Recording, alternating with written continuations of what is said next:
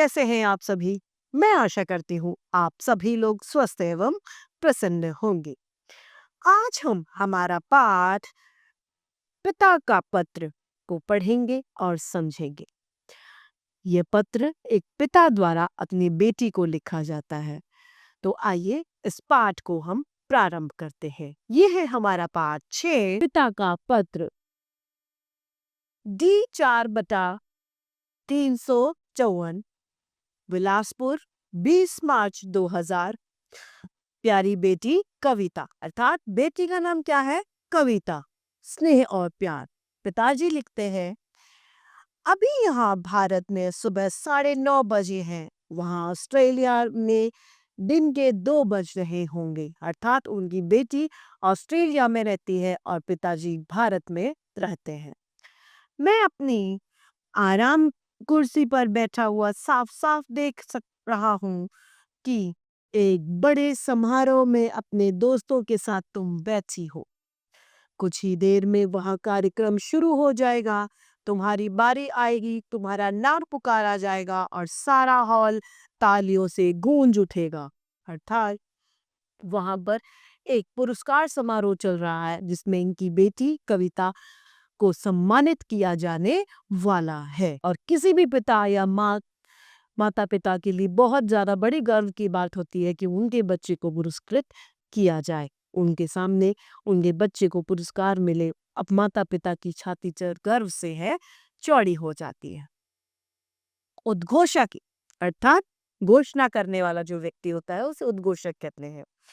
उद्घोषक बताएगा कि कैसे और कितनी मेहनत से कैंसर जैसी असाध्य बीमारी से लड़ने के तुमने क्या क्या शोध किए हैं। शोध अर्थात खोज किया है। इसके बाद तुम्हें गोल्ड मेडल पहनाया जाएगा और एक बार फिर हॉल में तालियों की गड़गड़ाहट से आंदोलित हो उठेगा। इस पूरी प्रक्रिया से में किसी के भी मन में संभवतः यह सवाल नहीं उठेगा कि एक लड़की होकर तुमने यह उपलब्धि हासिल की। लेकिन बेटी, मेरे मन में एक सवाल शुरू से ही था कि लड़की होकर ही तुम्हें आगे बढ़ना है। क्या था कि लड़की होकर ही, लड़कों को तो सब पढ़ाते हैं, लड़कियों को कमजोर समझ लिया जाता था। तो इनके मन में था कि लड़की होने के बावजूद भी मैं तुम्हें आगे बढ़ते देखना चाहता हूँ और जो आज इनका सपना पूरा हो रहा है। बहुत लंबा रास्ता तय करना है। आज मेरे लिए दोहरी खुशी का दिन है, अर्थात 2 खुशियां मेरे दिन में है। पहला तो यह कि तुमने और मैंने जो लक्ष्य मिलकर तय किया था वह पूरा हो रहा है।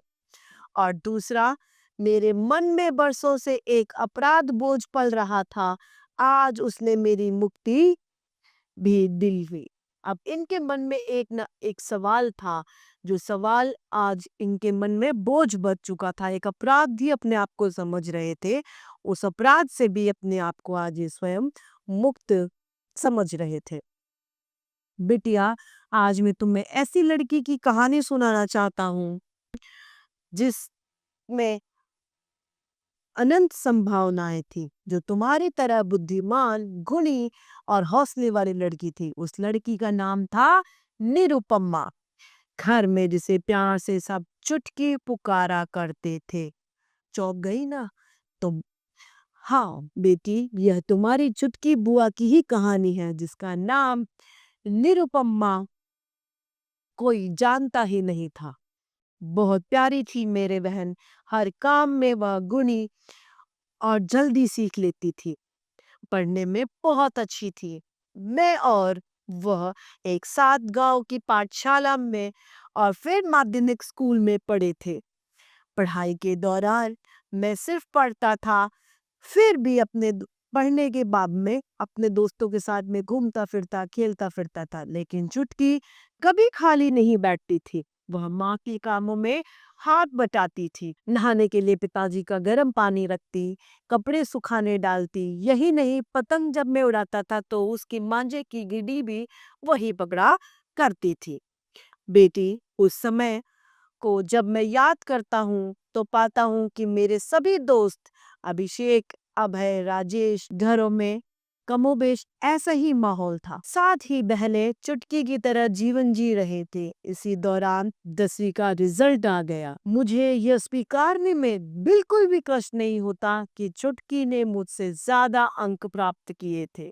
उसके बावजूद भी चुटकी का आगे पढ़ाई बंद कर दी जाती है और मुझे पढ़ाई के लिए शहर में भेजा जाता है, जबकि चुटकी का मन था आगे पढ़ने के लिए। वह पिताजी से नहीं कह के माताजी से बड़े धीमे स्वर में कहती है कि माताजी, मुझे विद्यालय जाना है, मुझे आगे पढ़ना है। और जितनी धीमी आवाज में चुटकी कहती है, उसी धीमी आवाज में माँ पिताजी से कहती है कि इसको विद्यालय जाना है, इसे भी आगे पढ़ना है। लेकिन पिताजी ने कहा नहीं, उसने मुझे नहीं कहा। और उसने अपने भैया से भी कहा, भैया मैं आगे पढ़ना चाहती हूँ, पर मेरे पास वक्त कहाँ था जो रुककर उसकी बात को सुन पाता। तो मैं याद है कविता, बचपन में अक्सर तुम मुझसे पूछती थी कि पापा दुनिया कैसे बने, और मैं कहता था एक लड़का था एक लड़की थी, दोनों ने मिलकर घर बनाया, बाग लगाया, फसल उगाई, पुल बनाया, स्कूल चलाया और दुनिया बन गई। तुम तो विज्ञान की विद्यार्थी हो और जानती हो कि लड़की होना सिर्फ एक जैविक सच्चाई है। इस तथ्य को विज्ञान ने सिद्ध भी कर दिया। अपनी बहन के संदर्भ में यह तथ्य समझ नहीं पाया और अपनी योग्य बहन सिर्फ इसलिए कुछ नहीं बन पाई क्योंकि मैं उसे सिर्फ और सिर्फ एक लड़की समझता रहा था। उनकी सोच थी कि वह लड़की है, वह आगे नहीं बढ़ पाएगी, इसलिए उन्होंने अपनी बहन को किसी तरीके का महत्व नहीं दिया और उनकी बहन बेचारी पिछड़ गई। लेकिन मैंने आगे चलकर भूल सुधार की और तुम्हारे लिए जो सपना देखा था वो आज पूरा हो गया। आज तुम्हारी उम्र 28 वर्ष हो गई है। मैं तुम्हारी जिंदगी के सारे निर्णय तुम पर छोड़ता हूँ। बेटी, जब तुम मास्क लगाकर कैंसर के जानलेवा सेल्स इकट्ठे करने के लिए अस्पताल में घूमती हो तो मुझे तुम पर गर्व होता है। मैं मानता हूँ कि स्त्रियों के लिए आज भी बहुत कुछ नहीं बदला है। सदियों से जिन्हें समाज में कोई सकारात्मक और निर्णायक भूमिका नहीं दी गई, उनका समय बदलने में अभी वक्त लगेगा। कविता, तुमने लिखा था कि वहाँ का समाज भी कई स्तरों पर उनका अपमान करता है। किनका? महिलाओं का। लगभग उन्हें एक सजावटी वस्तु की तरह प्रस्तुत करता है।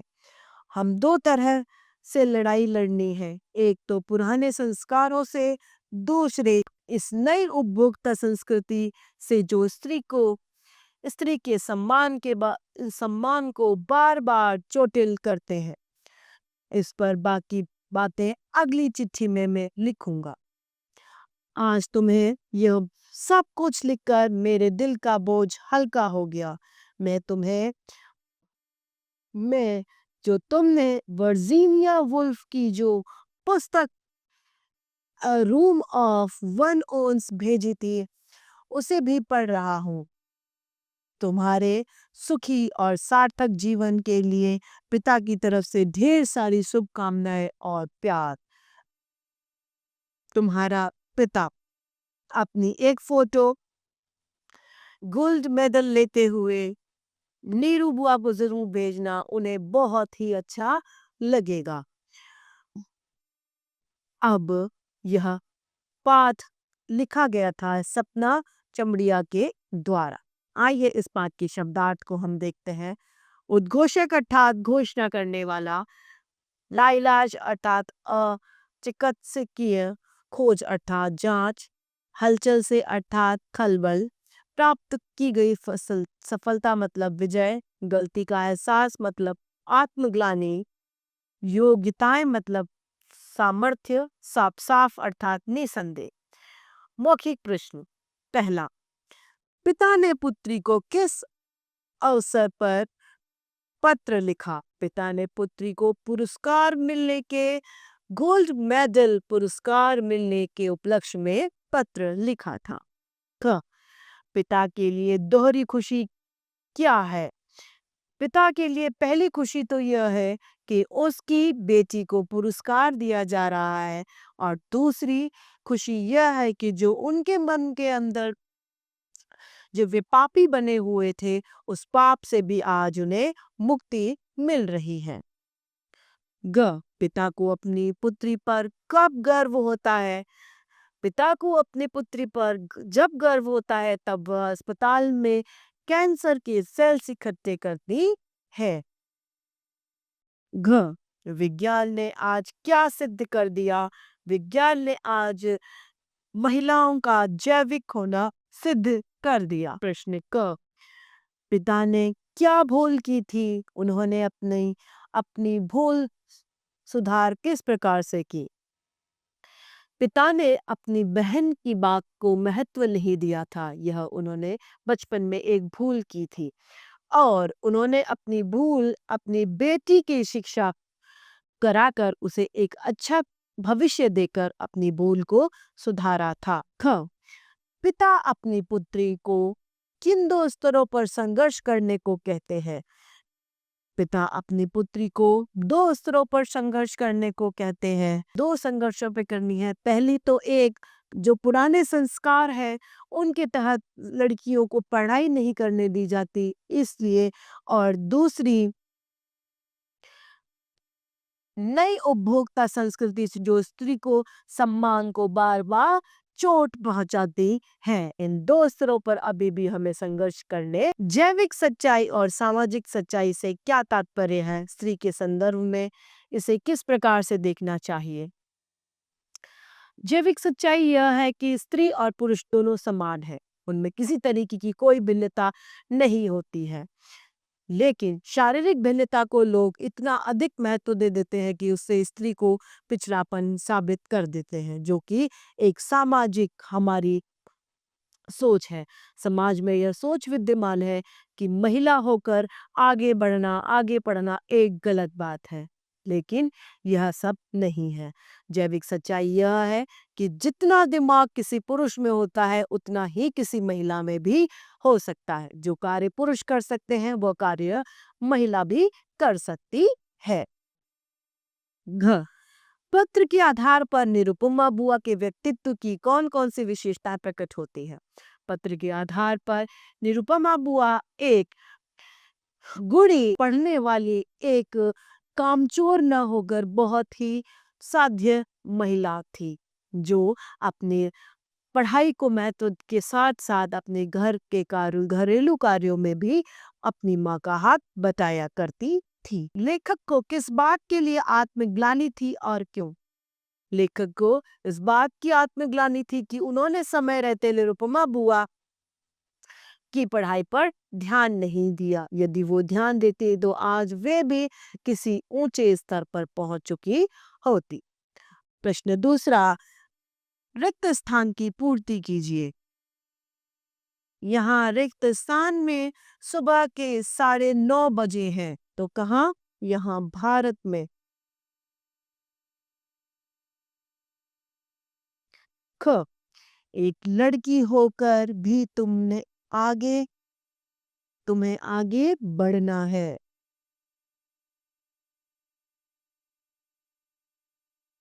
ग उस रिक्त स्थान का नाम था, उस लड़की का नाम था।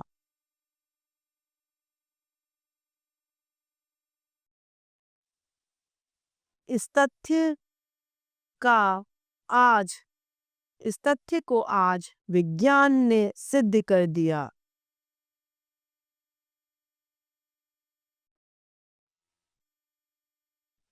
ड मैं आगे पढ़ाई के लिए रिक्त स्थान जाऊंगी, विद्यालय जाऊंगी।